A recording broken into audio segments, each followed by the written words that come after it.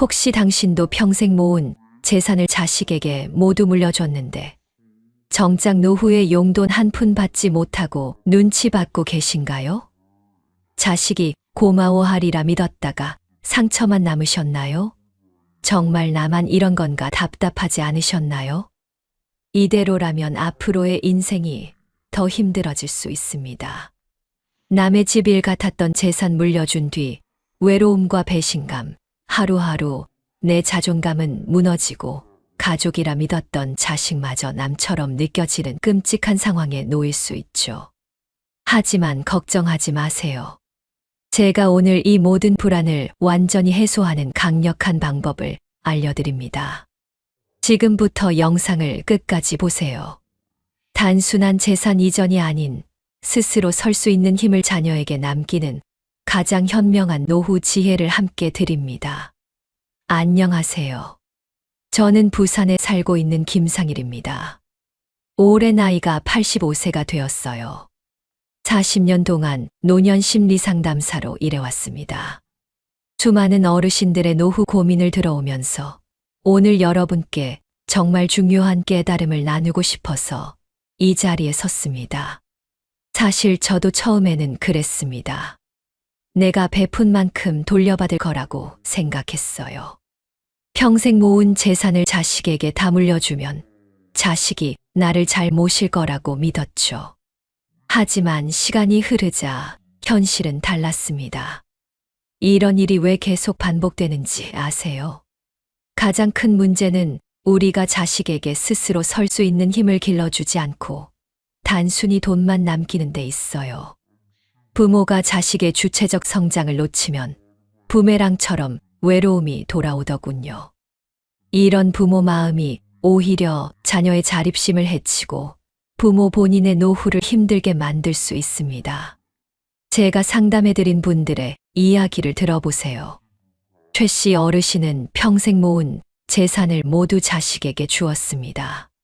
그런데 지금은 자식 집에서 홀대받으며 외로움과 분노 속에서 힘든 노후를 보내고 있어요.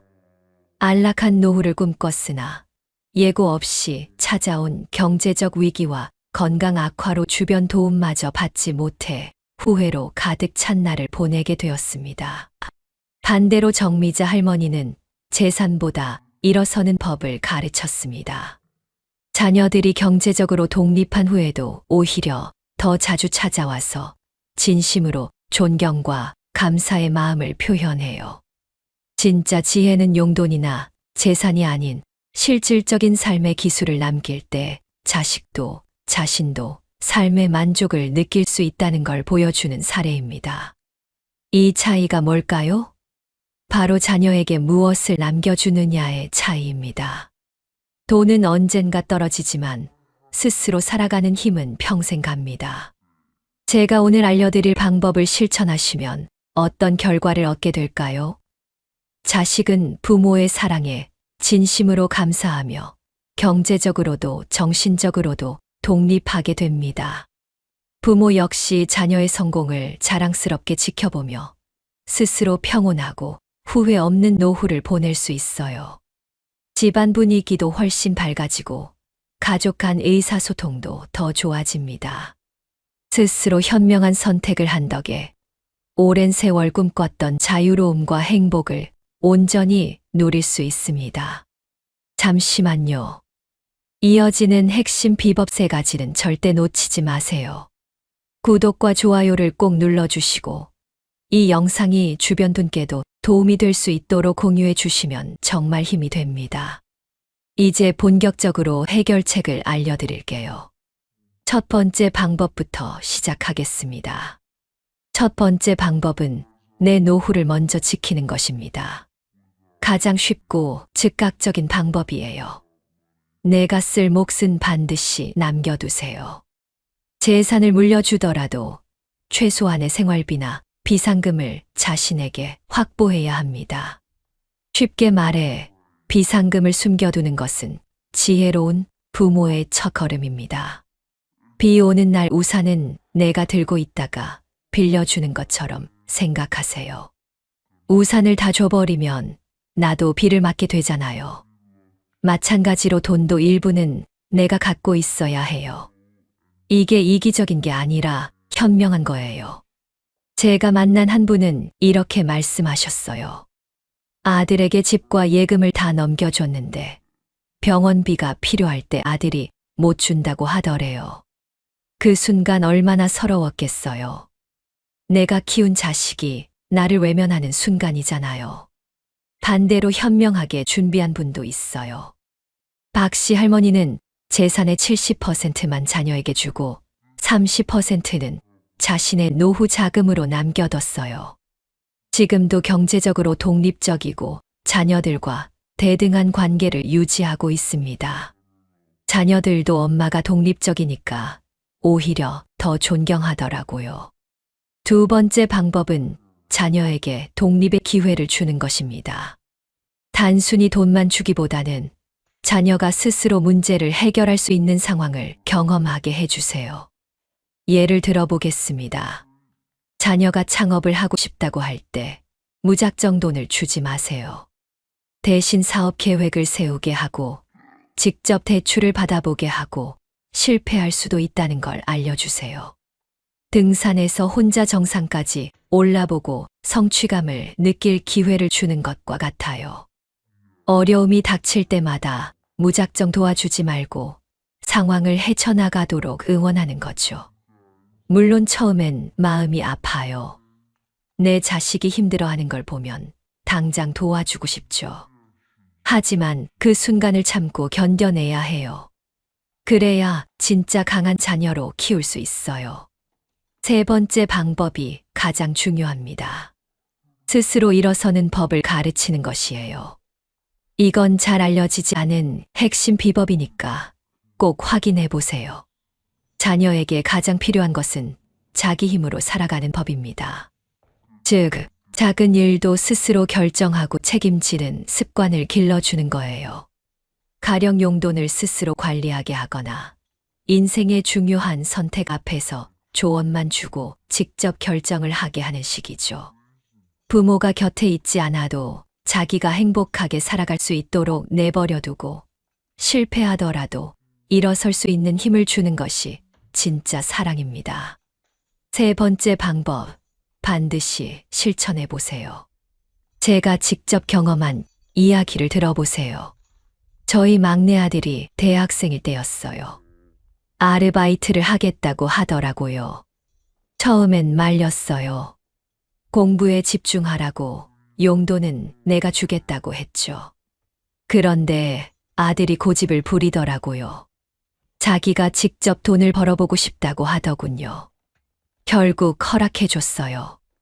아들은 치킨집에서 아르바이트를 시작했습니다. 처음엔 정말 힘들어했어요.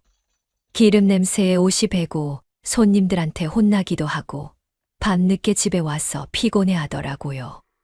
그런 모습을 보니까 마음이 아팠어요.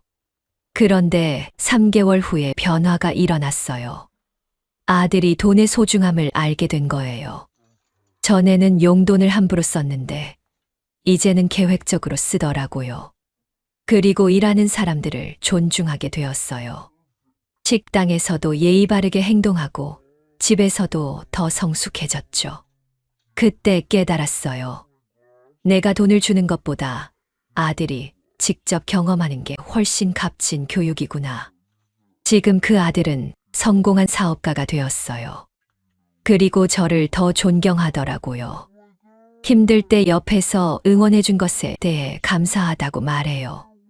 이것이 바로 스스로 일어서는 법을 가르치는 거예요. 돈을 주는 것보다 경험할 기회를 주는 것이 중요해요. 또 다른 사례를 말씀드릴게요. 제가 상담한 이씨 어르신 이야기예요.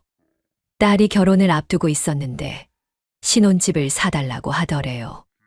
이씨 어르신은 고민이 많았어요. 딸을 위해서라면 뭐든 해주고 싶었지만 그게 정말 딸을 위한 일일까 하는 생각이 들었대요. 결국 이씨 어르신은 딸에게 이렇게 말했어요. 신혼집 값의 절반만 도와주겠다고. 나머지는 사위와 함께 대출받아서 해결하라고 하셨어요. 딸은 처음에 서운해했지만 나중에는 고마워했어요. 왜냐하면 자기 힘으로 집을 마련했다는 성취감이 있었거든요. 그리고 남편과 함께 어려움을 극복하면서 더 끈끈해졌다고 하더라고요. 지금도 그 부부는 화목하게 잘 살고 있어요. 이처럼 무조건 다 해주는 것보다는 아이들이 스스로 노력할 수 있는 기회를 주는 게 진짜 사랑이에요. 힘들어도 참고 견뎌내야 해요. 이제 증거를 보여드릴게요. 저 역시 이 비법을 실천한 뒤 자녀들이 스스로 삶의 길을 찾아가고 저 역시 노후 생활의 여유와 행복을 되찾았습니다. 실제로 상담해준 많은 분들 또한 자립심을 길러주는 양육을 실천한 뒤 자식과의 관계가 더욱 두터워지고 경제적으로도 불안을 크게 줄였어요. 얼마 전에 제가 10년 전에 상담해드린 분에게서 연락이 왔어요.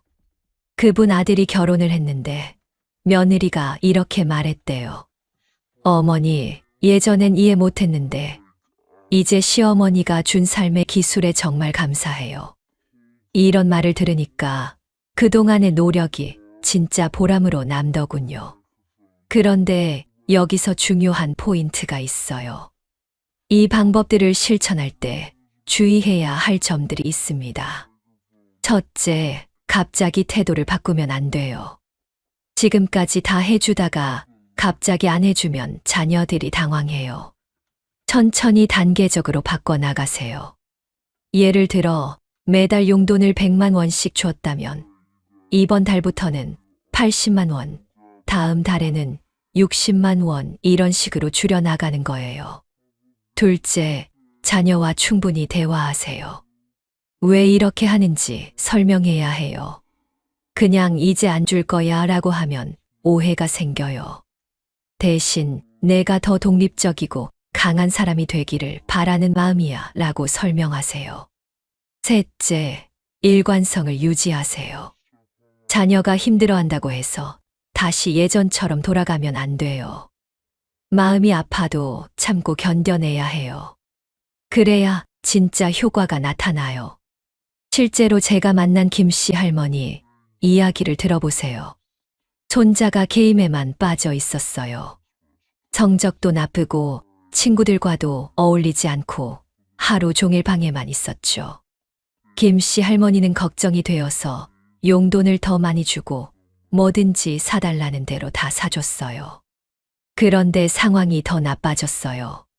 손자는 더욱 게임에 빠져들었고 할머니한테 돈만 달라고 하더래요. 그때 김씨 할머니가 저한테 상담을 요청했어요.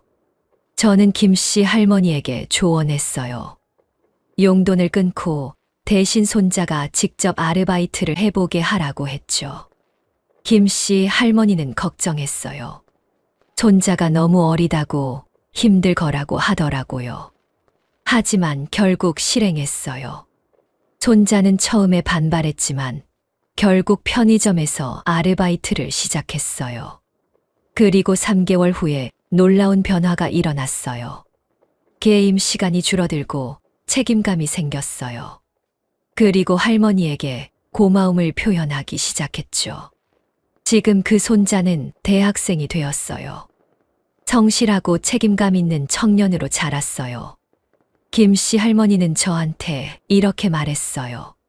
선생님 덕분에 진짜 손자를 구했어요. 이처럼 때로는 마음이 아파도 참고 견뎌내야 해요. 그래야 자녀가 진짜 성장할 수 있어요. 또 다른 중요한 점은 타이밍이에요. 언제 도움을 주고 언제 혼자 하게 할지 판단하는 것이 중요해요. 정말 위험한 상황이나 건강에 문제가 있을 때는 당연히 도와줘야 해요. 하지만 단순히 편의를 위한 도움이나 게으름 때문에 요청하는 도움은 거절해야 해요. 예를 들어 자녀가 빨래를 해달라고 할 때는 안 해주는 게 맞아요. 하지만 몸이 아파서 병원에 가야 할 때는 당연히 도와줘야 하죠. 이런 구분을 하는 게 처음에는 어려워요. 하지만 연습하다 보면 감이 생겨요. 기준은 간단해요. 자녀가 혼자서도 충분히 할 수 있는 일인가? 이 일을 해주면 자녀가 더 의존적이 될까? 이 두 가지를 생각해 보세요. 제가 상담한 또 다른 분의 이야기를 들어보세요. 윤 씨 아버지는 아들이 30살이 넘었는데도 매달 생활비를 줬어요.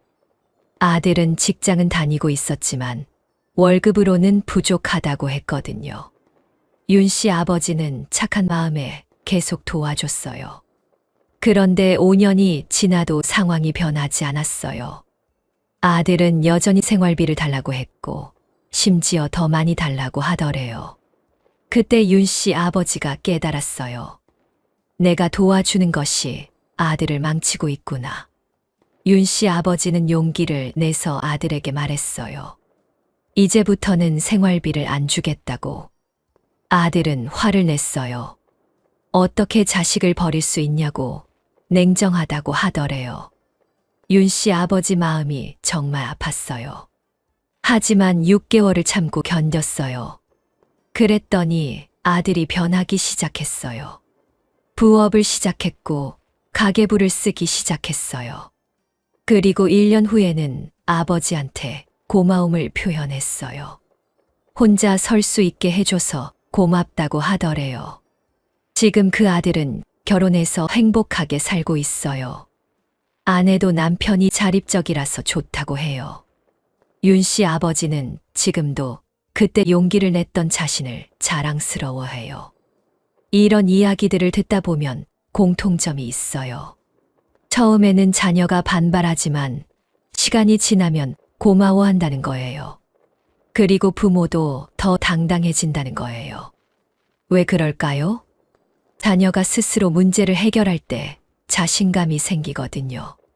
그리고 부모에 대한 의존도가 줄어들면서 오히려 더 존경하게 돼요. 마치 친구처럼 대등한 관계가 되는 거죠. 그런데 여기서 또 중요한 점이 있어요. 자녀의 나이와 상황을 고려해야 해요. 10살 아이한테 하는 방법과 30살 성인한테 하는 방법이 다르죠. 어린 자녀의 경우에는 작은 것부터 시작해야 해요. 자기 방 정리하기, 숙제 스스로 하기, 용돈 관리하기, 이런 것들이요. 성인 자녀의 경우에는 경제적 독립을 목표로 해야 해요. 특히 결혼한 자녀의 경우에는 더욱 신중해야 해요. 손자, 손녀가 있으면 마음이 더 약해지거든요. 하지만 그럴수록 더 확고해야 해요. 손자, 손녀를 위해서라도 부모가 자립할 수 있게 도와줘야 해요. 제가 만난 한 할머니는 이렇게 말씀하셨어요. 손자가 불쌍해서 계속 도와줬는데 나중에 보니까 손자한테도 좋지 않더라고요. 할머니가 다 해주니까 손자도 스스로 하려고 하지 않아요. 정말 맞는 말이에요. 그럼 이제 구체적인 실천 방법을 알려드릴게요. 어떻게 하면 자녀가 스스로 일어설 수 있게 도울 수 있을까요? 첫째, 칭찬을 바꿔야 해요. 이제는 내가 노력해서 해냈구나. 포기하지 않아서 대단해. 이런 식으로 칭찬하세요. 능력이 아니라 노력을 칭찬하는 거예요. 둘째, 실패를 두려워하지 않게 해주세요. 자녀가 실패했을 때 괜찮다, 다시 해보자라고 말해주세요. 실패는 성공의 어머니라고 하잖아요. 실패를 통해 배우는 게 더 많아요. 셋째, 선택권을 주세요. 작은 일부터 시작해서 자녀가 직접 선택하게 하세요.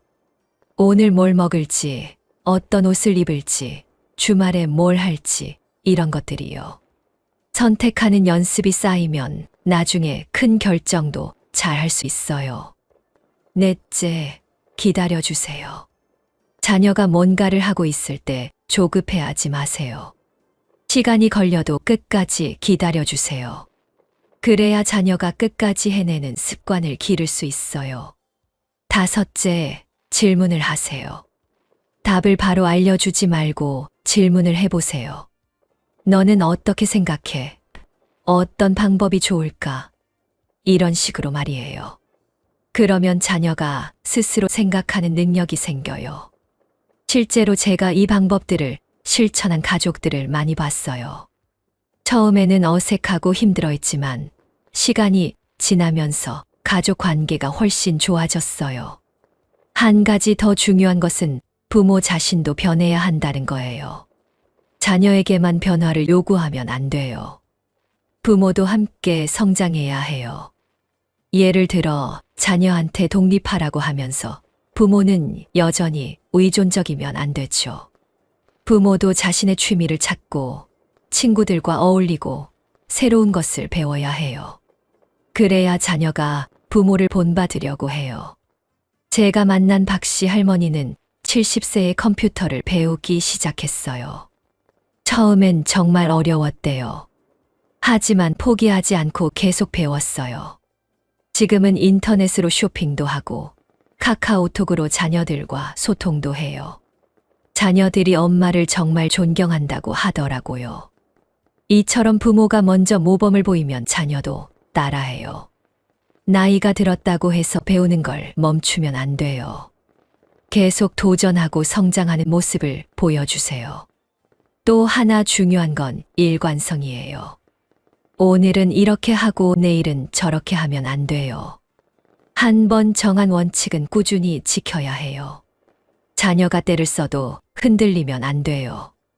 그리고 배우자와도 의견을 맞춰야 해요. 아버지는 엄하게 하는데 어머니는 다 해주면 효과가 없어요. 부부가 함께 상의해서 일관된 태도를 보여야 해요. 마지막으로 자녀의 개성을 인정해 주세요. 모든 아이가 똑같지 않아요. 어떤 아이는 적극적이고 어떤 아이는 소극적이에요. 그 아이만의 속도와 방식이 있어요. 다른 아이와 비교하지 말고 그 아이의 성장을 지켜봐 주세요. 그럼 이제 구체적인 실천 방법을 알려드릴게요. 자녀들에게 어떻게 하면 스스로 일어설 수 있게 도울 수 있을까요? 첫째, 경제적 지원을 단계별로 줄여 나가세요. 지금까지 생활비를 매달 100만 원씩 줬다면 이번 달부터는 80만 원, 다음 달에는 60만 원 이런 식으로 줄여 나가는 거예요. 갑자기 끊으면 자녀가 당황하니까 천천히 줄여 나가는 게 좋아요. 둘째, 자녀의 사업이나 투자에 대해 조언만 해주세요. 돈을 직접 대주지 말고 대신 경험과 지혜를 나눠주세요. 내가 사업할 때는 이런 실수를 했다. 이런 부분을 조심해야 한다. 이런 식으로 말이에요. 셋째, 자녀가 빌린 돈을 갚지 않아도 넘어가지 마세요. 40대면 성인이에요. 빌린 돈은 갚는 게 당연하죠. 가족이라고 해서 예외가 있으면 안 돼요. 약속은 지켜야 한다는 걸 분명히 해주세요. 넷째, 자녀의 집안일에 개입하지 마세요. 부부싸움이나 자녀, 교육 문제에 끼어들지 말고 물어볼 때만 조언해 주세요. 40대 자녀는 이미 독립된 가정을 꾸리고 있으니까 존중해 줘야 해요. 다섯째, 자녀가 실직했을 때도 무조건 도와주지 마세요. 물론 마음은 아프지만 스스로 해결하게 놔두세요. 대신 정신적으로 응원해주고 격려해주세요.